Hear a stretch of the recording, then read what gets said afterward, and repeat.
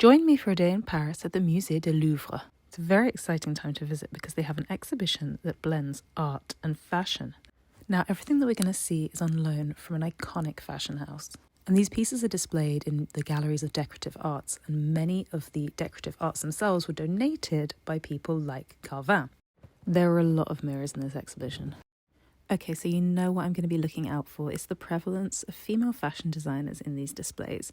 And already I'm in the halls. It's busy as hell. The outfits are coming on thick and fast. We've had Dolce & Gabbana, we've had Versace, we've had Dior, we've had these incredible dresses, but no women yet.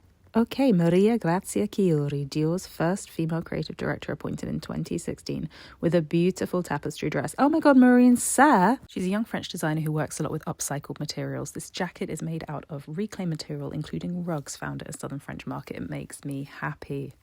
Couple of guys, high-speed Louvre, the first appearance of J.W. Anderson for Loewe. It's not going to be the last. This isn't the most exciting example of Nadège Vanet's Pret-a-Porter collection for Hermès, but it's nice to see it there. This is the piece that's getting the room excited. Iris van Herpen, one of the most exciting designers working today. She is Dutch. She fuses art with technology, sculpture, couture. It's just the most astonishing stuff. And the crowd is going wild for it. So now there's going to be quite a few pieces by men, some of which I like, some of which I don't really like. I really like this one. This is utterly ridiculous. McQueen, Blazy, Rosebery for Schiaparelli. Variations on a lyre. It's giving medieval knight. It's quite clever, really. You see the connections between the suit of armour and this incredible Mugler and Balenciaga. And amongst other things, we have our second appearance of J.W. Anderson for Loewe. Big Q means only one thing: some women designers are coming up. And really, this Westwood in this setting makes the whole exhibition make sense. And even though I don't really like this Miuccia Prada, it also really works here. Tom Brown is just Dochi for me now. Meh. Little palette cleanse after the Lagerfeld. Very cool to see Sunderland-born Louise Trotter here. She's had an illustrious career. And it just keeps getting better. It's Versace. I love it. Okay, we just need to get through these, get to the Sphinx. Yeah, it makes sense. Doro Olowu is the only black designer in this exhibition. Number 3. Vive la France! Admittedly, at this point, I was beginning to get a bit tired. This exhibition was extraordinary. It was big. It was cleverly designed. It was kind of a treasure hunt because you're running up and down these galleries looking for fashion. I like the fact that it was non-chronological. It was very European. And it was heavily skewed towards women's wear. This was my favourite thing, this Maria Grazia Chiuri tarot coat that she made for Dior, just amazing. Okay, so the last thing I saw was this Mugler. And then it was time to go to Paul and look over my crazy notes. And determine that out of all the items I've seen today, 11 out of 99 items were designed by women. 5 designers of colour featured in the exhibition. 8 individual women designers featured. There were 13 pieces by Karl Lagerfeld, 3 pieces by J.W. Anderson, and 4 pieces by McQueen. And we love McQueen, we love J.W. Anderson, but these stats are pretty crazy. I don't want women in fashion to just be about counting, but sometimes it helps. So in my ideal exhibition, what would I like to have seen? I think some pieces by the contemporary British designer Simone Rocha would have been an absolute no-brainer. Her work is whimsical, her work is theatrical. It draws from the decorative arts, it draws from classic couture, even kind of 18th and 19th century garments.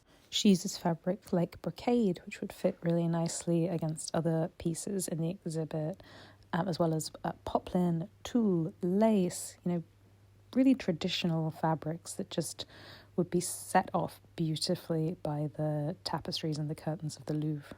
So I found this empty space in the exhibit. There's perfect room here for a Simone Rocha dress, possibly this one, which would have a nice kind of mirroring with that rose bouquet dress by McQueen. See, I could be a curator.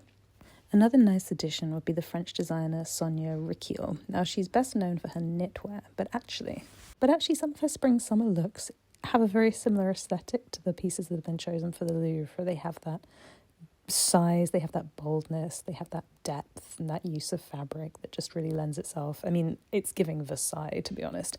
This is a really, really playful runway. The music is from the 70s. I just think One or two of these pieces would have sat really nicely against some of the other gowns in the exhibit. Right, to address the lobster in the room, the absence of any Elsa Schiaparelli was really sad. Now, this is a bit off topic for women in fashion, but I do think the work that Daniel Roseberry is doing for Schiaparelli is just extraordinary. He's paying exquisite homage to her work, and I'm really glad it was included. But some more pieces from her, I think, would have really honoured the French legacy of the Louvre and just elevated the exhibition entirely. Another somewhat glaring omission for me was work by Rei Kawakubo of Comme des Garçons, blending Japanese militaristic imagery with more delicate references from ballet and kimono. Maybe it wasn't French enough for the Louvre, but it certainly would have looked incredible in those rooms. Likewise, London-based German designer Marie Loeder, who blends references from rave culture with medieval armour, and I think some of this would have looked good next to that Mugler.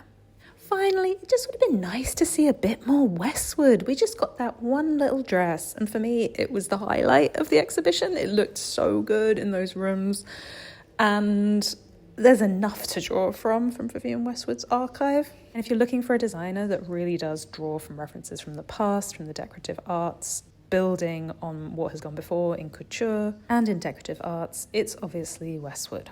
So I really enjoyed the exhibition at the Louvre, and I saw a lot of work I would not have been able to see otherwise. You never quite know what has gone into making up these exhibitions. Maybe the Lagerfeld estate was just doling out clothes. Maybe it was really hard to get hold of more stuff by Marine Serre. So who would you include in your dream Louvre couture exhibition? And Louvre creators, if you're watching this, get in touch. I would be really happy to discuss some of these ideas.